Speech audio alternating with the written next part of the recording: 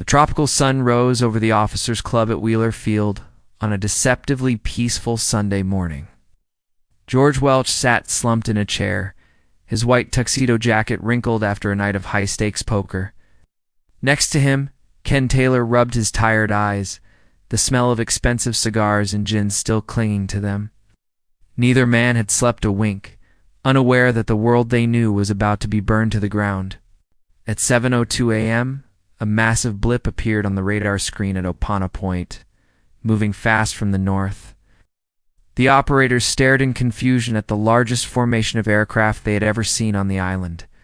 They called the information center, reporting a threat that should have triggered every alarm in the Pacific. "Don't worry about it," came the reply, as a lieutenant dismissed the incoming swarm as a flight of B-17s.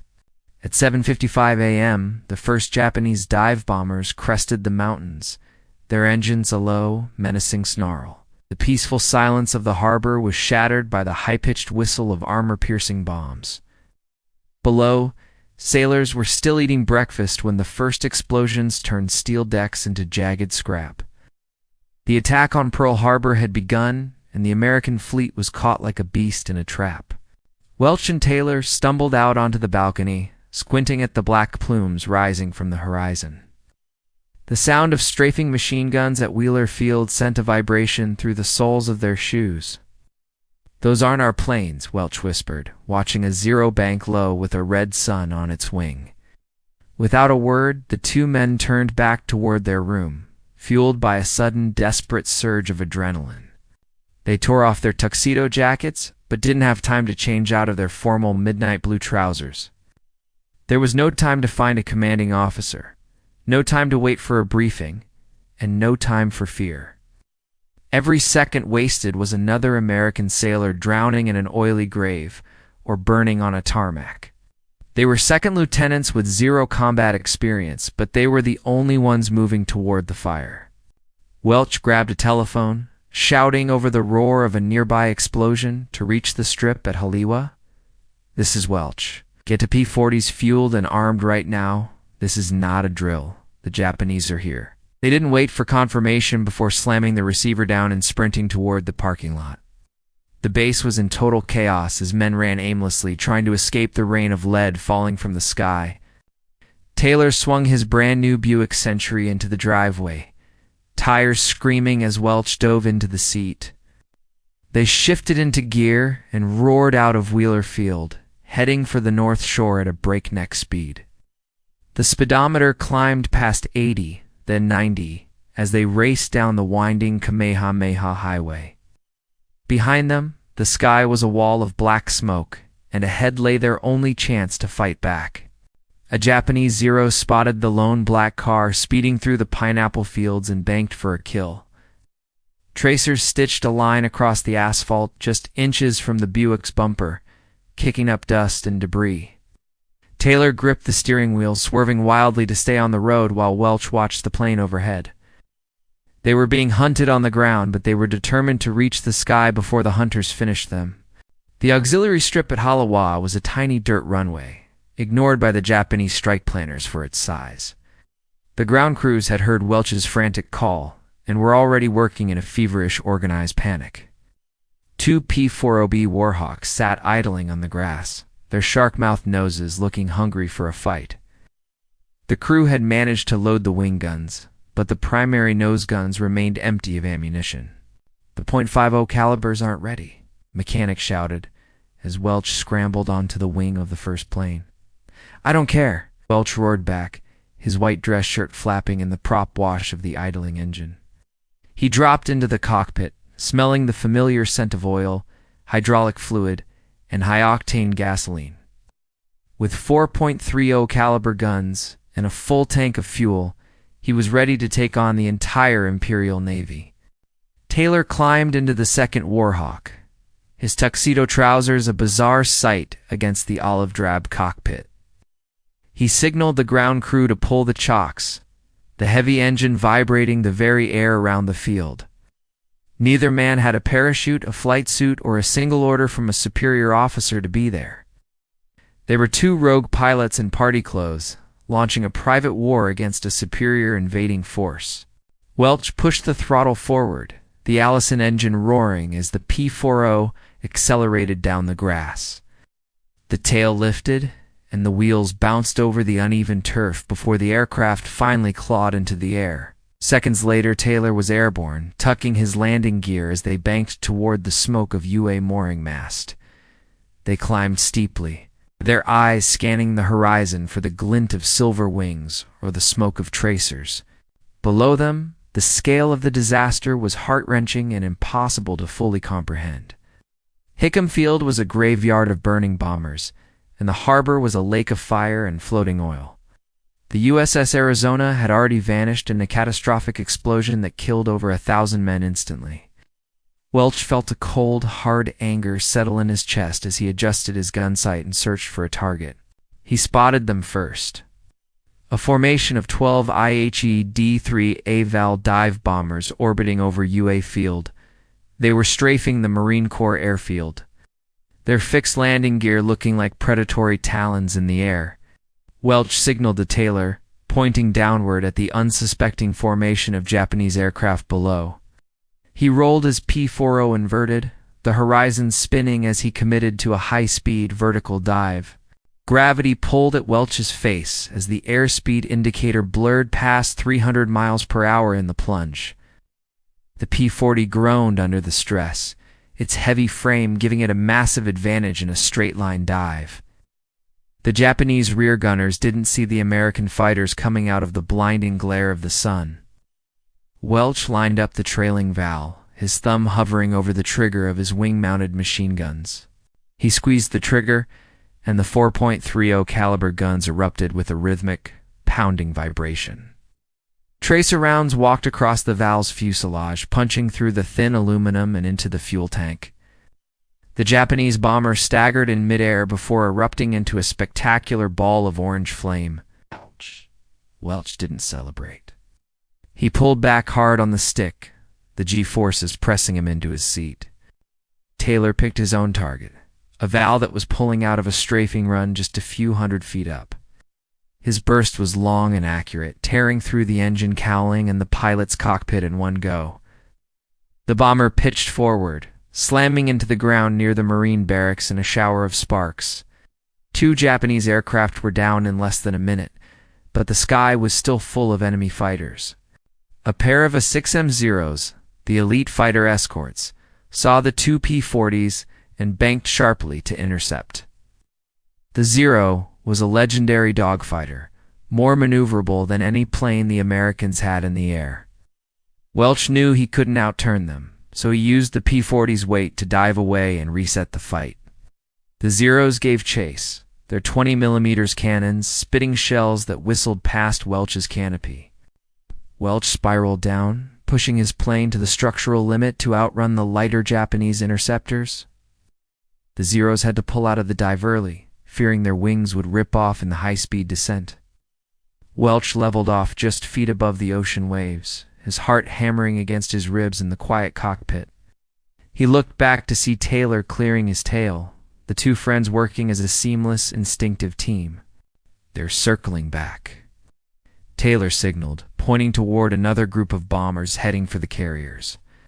The Japanese were starting to withdraw their first wave, believing the American air power was neutralized. Welch and Taylor wouldn't let them leave without a cost. Pushing their throttles to catch the retreating Kates, they intercepted a lone bomber over the coast, Welch's guns chewing through its wing root until it fell. After the first engagement, both pilots realized they were running dangerously low on ammunition and fuel. They had to land, but returning to Wheeler Field meant flying directly back into the heart of the hellfire. They chose to head back to Haleiwa, hoping the ground crews had found more ammo for the .50 caliber guns. As they descended, they saw the tiny strip was still safe, a small island of peace in a sea of war. Welch landed hard, his tires kicking up dust as he taxied back to the waiting mechanics on the grass. Taylor followed, his engines sputtering as the last drops of fuel were sucked into the hungry manifold. Ground crews swarmed the planes, their faces pale with shock as they looked at the bullet holes in the wings. "Rearm us, we're going back up," Welch shouted, refusing to leave the cockpit while they worked. While they waited, a frantic report came in. The second wave of the Japanese attack was hitting Wheeler. Over 170 fresh planes were descending on the island to finish what the first wave had started. Welch looked at Taylor, seeing the same grim determination reflected in his friend's exhausted eyes. There was no discussion needed. As soon as the belts were loaded, they were rolling down the strip again. This time, they headed straight for Wheeler Field, climbing through a sky thick with black anti-aircraft fire.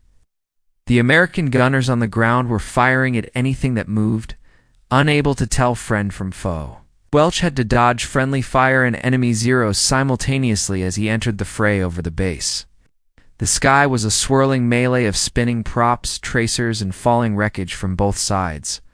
A formation of Zeros was strafing the hangars, their shadows dancing over the burning ruins of the airfield. Welch dove into the middle of them, his guns blazing as he scattered the elite Japanese pilots. He latched onto the tail of a Zero, a pilot who had probably never seen an American fight this hard. He fired a concentrated burst that hit the Zero's unprotected fuel tank, turning it into a flying torch. Taylor was right behind him, but he was soon surrounded by 4 Zeros intent on taking him down. The Japanese pilots used their superior turning radius to get behind the damaged P-40, firing continuously. Taylor felt his plane shudder as 20mm shells punched through his fuselage and into the cockpit area. A piece of shrapnel sliced into his arm, and another hit his leg, causing blood to soak his flight suit. Taylor groaned in pain, his vision blurring as he struggled to keep the heavy fighter under control. He threw the P-40 into a violent skid, trying to throw off the aim of the hunter on his tail. Welch saw his friend in trouble and abandoned his own target, banking his plane into a dangerous turn. Dove from above, screaming toward the Zero that was about to deliver the killing blow to Taylor. Welch's aim was true, his bullets tearing through the Zero's cockpit and killing the pilot instantly. The Japanese fighter disintegrated in midair, its pieces raining down on the burning hangars below. Welch pulled alongside Taylor, gesturing for him to head back to the field before he bled out. Taylor nodded weakly, gripping the stick with his uninjured hand as he steered toward the runway. As Taylor descended toward Wheeler, the ground crews watched in awe as the battered P-40 approached. The aircraft was covered in holes, and the tail section looked like it had been chewed by a giant beast. Taylor landed safely despite his wounds, his wheels kicking up sparks from the damaged asphalt of the strip. He was pulled from the cockpit by medics, but he refused to go to the hospital until his plane was fixed. Welch stayed in the air, a lone sentinel circling above the base to protect the men on the ground. He spotted another Valdive bomber trying to escape toward the north and gave chase with everything he had. He caught it over the shoreline, his guns clicking empty, just as the bomber began to smoke and fail. With no ammo left, Welch finally turned his plane back toward Wheeler, landing amidst the ruins. The base was unrecognizable, a landscape of twisted metal, burning rubber, and the smell of death. Welch climbed out of his plane, his white shirt now gray with soot and stained with engine oil. He walked over to Taylor, who was being bandaged by a frantic medic on the wing of his aircraft. "How many?" Taylor asked, his voice raspy from the smoke and the scream of the engine. "For confirmed for me, I think," Welch said, looking at the bullet holes in his own wings with a dais. For me too," Taylor replied with a weak grin, despite the pain throbbing in his arm and leg. Together, they had accounted for a significant portion of the total Japanese losses for the entire day.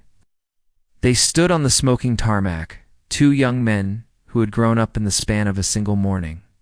An officer approached them, but he wasn't there to offer a handshake or a word of gratitude. "Who authorized you to fly?" he demanded, looking at their ruined tuxedos with a look of pure disdain. "Us." Welch stared at him in disbelief, the roar of the battle still ringing in his ringing ears. "The Japs authorized us, sir," Welch replied coldly, turning his back on the bureaucratic nonsense. The news of their actions spread through the ranks like a wildfire, offering a rare moment of pride. In a day defined by failure and surprise, Welch and Taylor were the symbols of American defiance. General Hap Arnold personally read the reports, amazed by the courage of the two second lieutenants. He immediately recommended both men for the Medal of Honor, the highest award the nation could give. But the military bureaucracy proved to be a more stubborn enemy than the Japanese Zero pilots. The nomination was blocked by an officer who insisted that regulations must be followed even in war. They took off without orders, the report stated, citing a breach of the established chain of command. The highest honor was denied because they chose to fight instead of waiting for a signature on a page. Instead, Welch and Taylor were awarded the Distinguished Service Cross, the second highest honor. The ceremony was held in Washington, where they met President Franklin D. Roosevelt in the Oval Office. Welch was celebrated as a national hero, his face appearing on posters and even Wheaties boxes. But he never cared for the fame, always feeling that he was just doing the job he was trained for. The war continued, and Welch was assigned to the 8th Fighter Group in the dense jungles of New Guinea.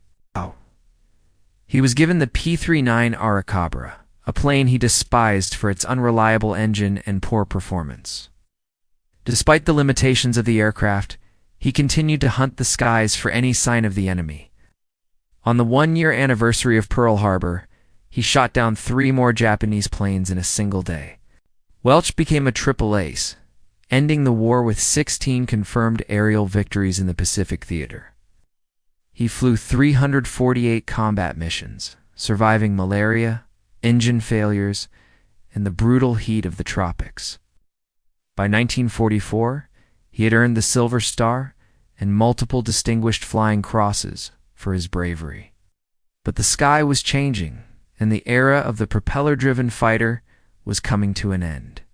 Welch resigned his commission in the Army Air Forces to become a test pilot for North American aviation. He wanted to be at the leading edge of technology. Flying the new jets that would define the Cold War, he was assigned to the XP-86 project, the prototype for the legendary F-86 Sabrejet fighter. His natural talent and combat experience made him the perfect man to push the limits of flight. In 1947, a new challenge emerged: the sound barrier, a wall that many believed could not be broken. The Air Force was backing Chuck Yeager and the rocket-powered Bell X-1 for the historic attempt. North American Aviation was told to keep Welch and the XP-86 away from Mach 1 until Yeager succeeded. The Secretary of the Air Force wanted the glory of the achievement to remain with the military pilots. On October 1, 1947, Welch took the XP-86 into a steep dive from high altitude over the Mojave Desert. Ground observers reported hearing a distinct boom-boom echoing across the dry lake beds below. 2 weeks later, Yeager officially broke the barrier, cementing his place in the history books forever. Aviation historians still debate if Welch was actually the first, his achievement buried by official orders. Welch didn't complain about the lack of recognition, continuing his work with the same quiet intensity. He flew the F-86 in combat demonstrations during the Korean War, training younger pilots in the field. Unofficial reports claimed he shot down several MiG-15s while serving as a civilian instructor in theater. Those kills were credited to his students because Welch was strictly forbidden from engaging in combat. On October 12, 1954, Welch climbed into the cockpit of the F-100A Super Sabre for a test flight. The Super Sabre was a dangerous, high-performance beast designed to be the first supersonic fighter. Welch had already taken it past Mach 1.5, testing the stability of the airframe at extreme speeds. He pushed the jet into a 7G pullout from a dive, putting immense pressure on the metal skin. At 45,000 feet, the aircraft suddenly disintegrated under the sheer force of the aerodynamic stress. Welch managed to eject, but the force of the wind at that speed was like hitting a concrete wall. He was found in the desert, still strapped to his ejection seat, his body broken by the final flight. He was pronounced dead at the hospital at the age of 36, a pioneer until the very end. George Welch was buried at Arlington National Cemetery, surrounded by the heroes of America's past. His headstone lists his rank and his medals, but it remains silent on the Medal of Honor he deserved. Ken Taylor lived until 2006, never stopping his fight to get his friend the recognition he was denied. In 2024, students at a school named in his honor petitioned Congress to finally right the historical wrong.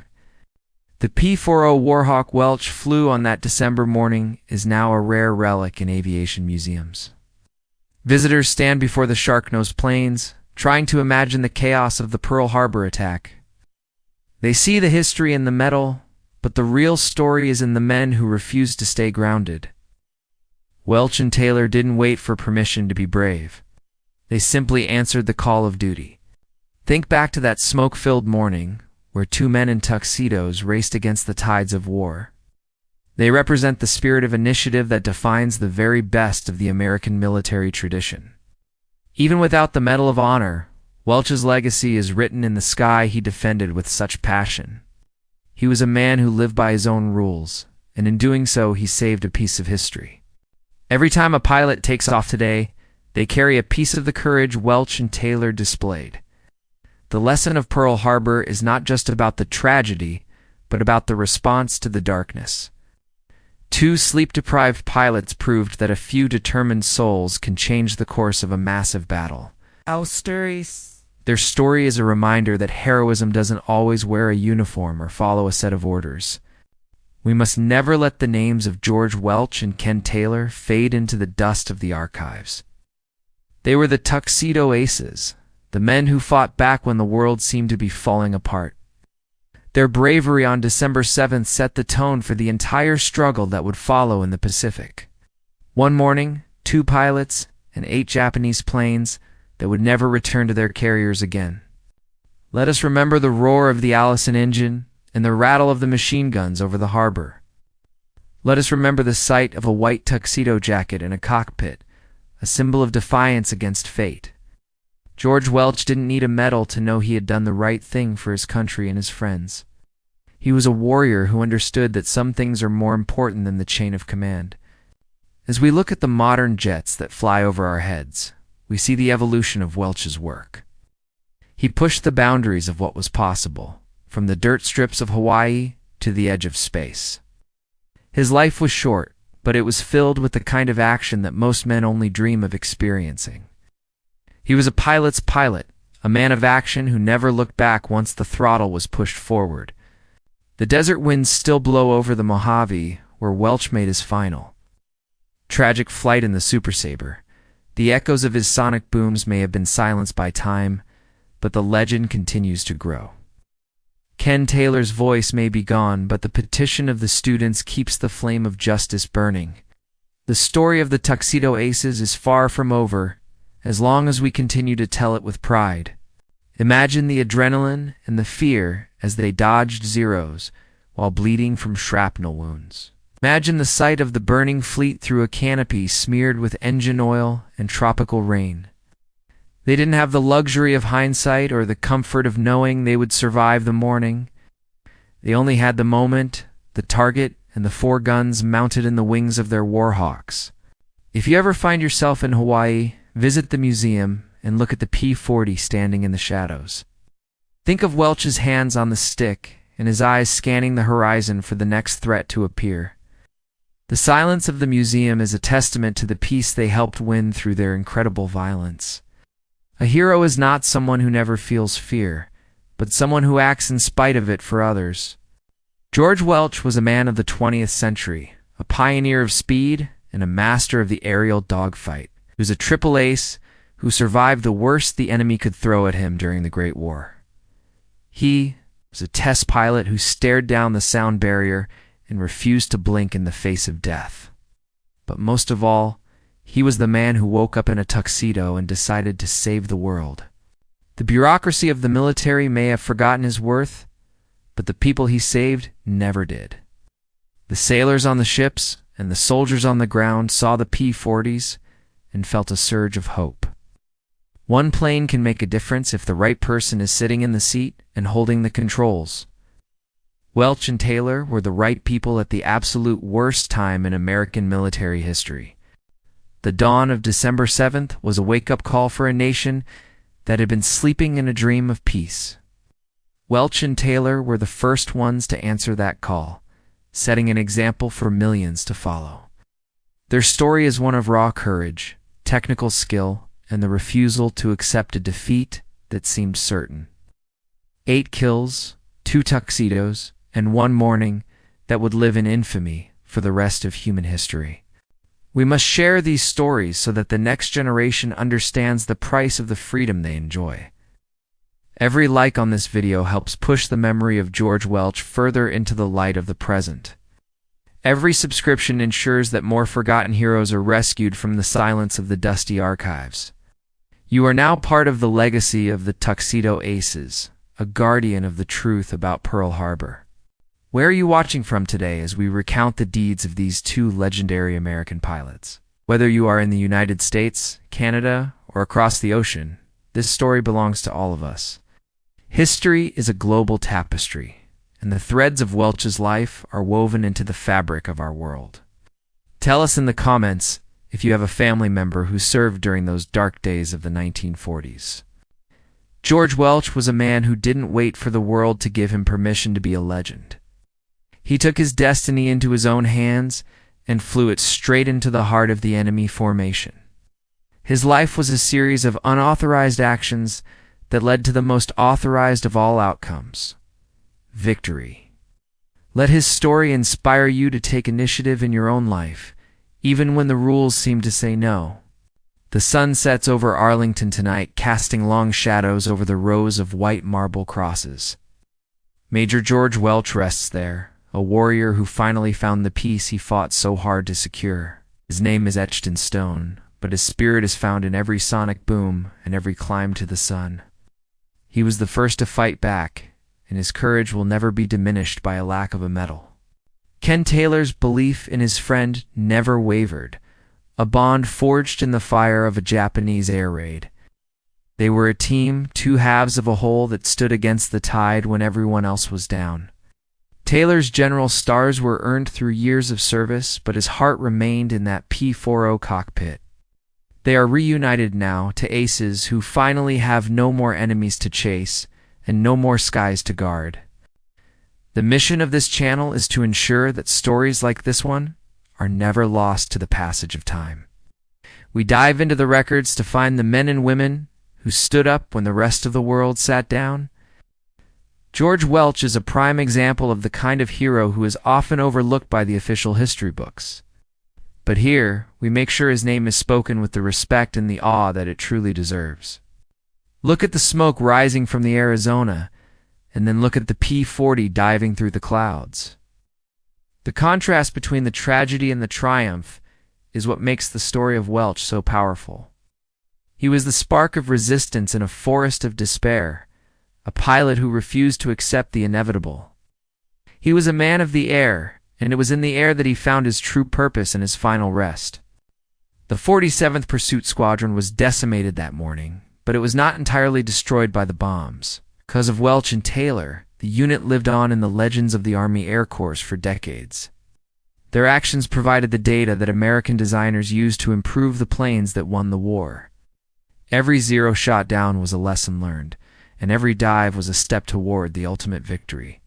Welch's hatred for the P-39 in New Guinea didn't stop him from being the best pilot in the squadron. He was a man who could make any piece of machinery sing if it had a trigger and an engine. His 16 kills are a testament to his skill, but his 348 missions are a testament to his endurance. He fought through sickness and mechanical failure just to get one more chance at the enemy. The controversy of the sound barrier is a shadow that will always hang over the history of flight. Whether he was first or second doesn't change the fact that Welch was a master of the high-speed dive. He was a man who lived on the edge of the envelope, pushing the metal until it screamed in protest. He was a test pilot in the truest sense, a man who traded his life for the knowledge of the future. The F-100 Super Sabre was a dangerous plane, and Welch knew the risks every time he strapped in. But he also knew that someone had to test the limits if the next generation was to be kept safe. He died doing what he loved, pushing a supersonic jet through the thin air of the high desert.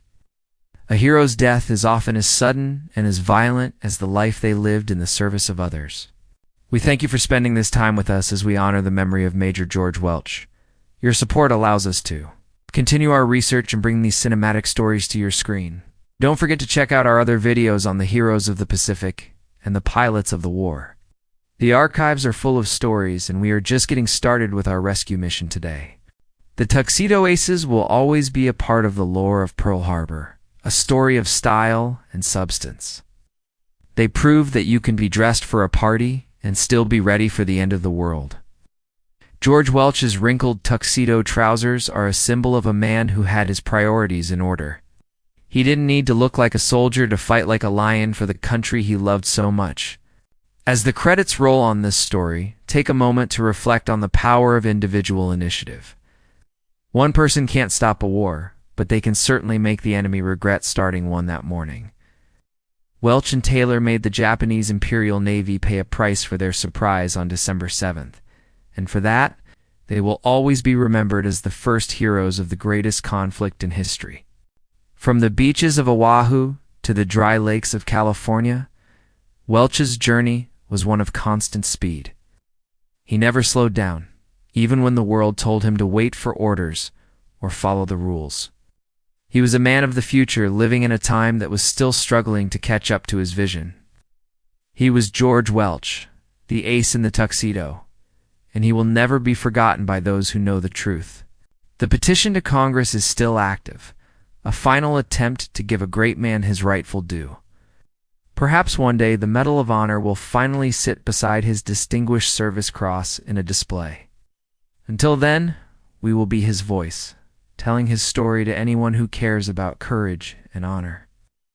Justice may be slow, but the truth has a way of finding its way to the surface eventually. Think of the ground crew at Haleiwa, working in the sun to load those wing guns for the two pilots. They were just as much a part of the victory as the men who pulled the triggers in the sky. It takes a team to keep a legend in the air, and Welch always knew he couldn't do it alone. The mechanics, the medics, and the poker players all played their part in the drama of that day. The Allison engine's hum is a ghost in the wind over the islands of Hawaii if you listen closely. Ow. The shadows of the P-40 still haunt the clouds over the harbor where the battleships once sat. History is not just a collection of dates. It is a living thing that breathes through stories like this. Thank you for being a part of keeping this history alive and vibrant for the world to see today. George Welch's father was a research chemist, a man of science and logic, who taught his son well. George took that logic to the cockpit, calculating the angles of attack and the speed of the dive. He was a technical master of the air, a scientist of the dogfight who knew exactly when to strike. His courage was backed by a brilliant mind that understood the physics of the machines he flew.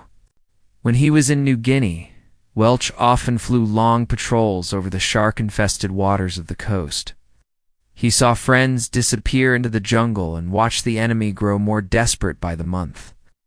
The war was a grind of attrition, but Welch never lost his edge or his desire to find the fight. He was a hunter by nature, and the Pacific was his vast and dangerous hunting ground for 3 years. The transition to test piloting was a natural fit for a man who had already seen the edge of death. Welch enjoyed the challenge of the unknown, the chance to fly a plane that had no history yet. He was the first to see the flaws, and the first to feel the power of the new jet age engines.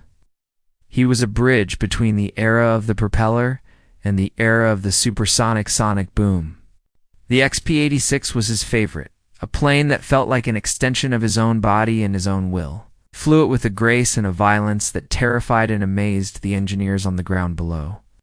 Welch knew the Sabre was a world beater, long before it ever saw combat in the skies of Korea. He was proud of the work he did at North American, knowing it would keep American pilots on top. The rumors of his MiG kills in Korea are part of the unauthorized theme that defined his whole life. He couldn't stand to watch the fight from the sidelines, even when he was told to stay on the ground. He likely took a saber up for a test and ended up behind an enemy jet by pure accident. That was George Welch, a man who found the battle wherever it happened to be hiding from him. His wife and children remember a man who was quiet at home but electric when he talked about flight. He lived for the sky, finding a freedom there that the earth could never truly offer his restless spirit. So when he died, the aviation community mourned the loss of a man who was truly one of a kind. He was a hero to his family, a legend to his peers, and a ghost to the bureaucracy that snubbed him. Arlington is a place of silence, but Welch's life was a symphony of noise and high-speed motion. The jets that fly over the cemetery today are a tribute to the man who helped make them possible. He rests among the greats, his story a shining example of what it means to serve with all your heart. He didn't ask for much, and he gave everything he had to the country that he loved so dearly. The P-40 at the Pearl Harbor Aviation Museum is a must-see for anyone who wants to feel the history. Standing under those wings, you can almost hear the roar of the takeoff from the dirt strip at Haleiwa. You can see the traces of the man in the metal and the spirit of the ace in the design. It is a sacred place, a temple to the courage of the men who fought back when it mattered most. Every single like on this video is a salute to the memory of George Welch and his friend Ken Taylor. It tells the algorithms that history is important and that these stories need to be shared with everyone. We are building a community of people who value the truth and the bravery of the past generations. Thank you for your engagement and for your passion for the heroes who shaped our modern world. We are rescuing these stories from the dust because they are the foundation of our collective identity. A nation that forgets its heroes is a nation that has lost its way in the darkness of the present. George Welch is a light that continues to shine, a reminder of what is possible when we act with courage. He was the tuxedo ace, and his story is a gift that we are honored to share with you today. What is your favorite part of the George Welch story? The tuxedo, the dogfight, or the test pilot years? For many, it is the sheer audacity of the Buick ride through the strafing zeros that sticks in the mind. For others, it is the mystery of the sound barrier and the unauthorized boom over the dry lake beds. Whatever it is, Welch remains a fascinating figure of American history who deserves more study and respect. Imagine the conversation between Welch and Taylor as they taxied back in after their final mission. The adrenaline was fading, the wounds were starting to throb, and the reality of the day was setting in. They looked at each other, two friends who had just survived the impossible, and simply nodded in silence. That bond of brotherhood is something that only those who have been in the fire can truly understand. The second wave of the Japanese attack was meant to be the knockout blow for the American air power. But thanks to a handful of pilots like Welch and Taylor, the Japanese realized the Americans would fight. They didn't get the total air superiority they expected, and they paid a price in pilots and planes. The resistance at Wheeler and Haleiwa was a small but vital part of the overall defense of Hawaii. Welch's Silver Star and Distinguished Flying Crosses are a testament to a career of consistent excellence.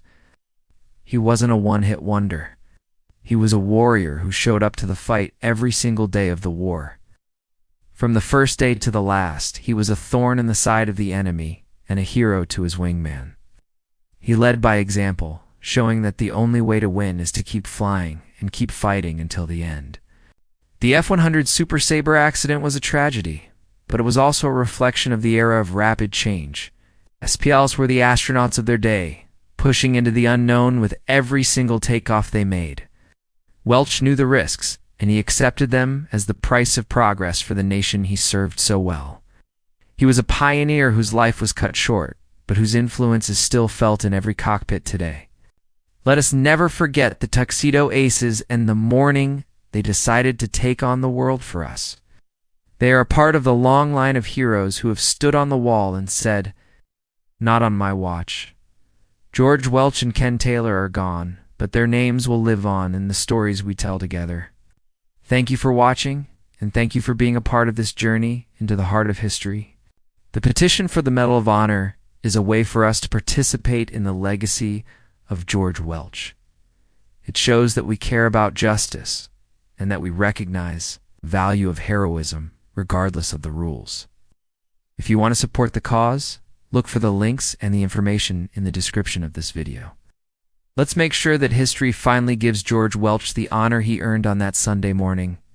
The sky over Oahu is blue and peaceful today, a far cry from the black smoke of December 7, 1941. But if you look closely at the clouds, you can almost see the shadow of a P-40 banking into a dive. The memory of the Tuxedo Aces is etched into the very air of the islands they defended with such fire. They are the guardians of the harbor, the spirits of the air who will always be a part of Hawaii. We are grateful for your time and your attention as we brought this cinematic story to your screen today. Our community is growing, and it's all thanks to viewers like you who appreciate the depth of history. Stay tuned for more stories of courage, initiative, and the unauthorized heroes of the human experience. The archives are calling, and we have many more secrets to reveal in the coming weeks and months ahead.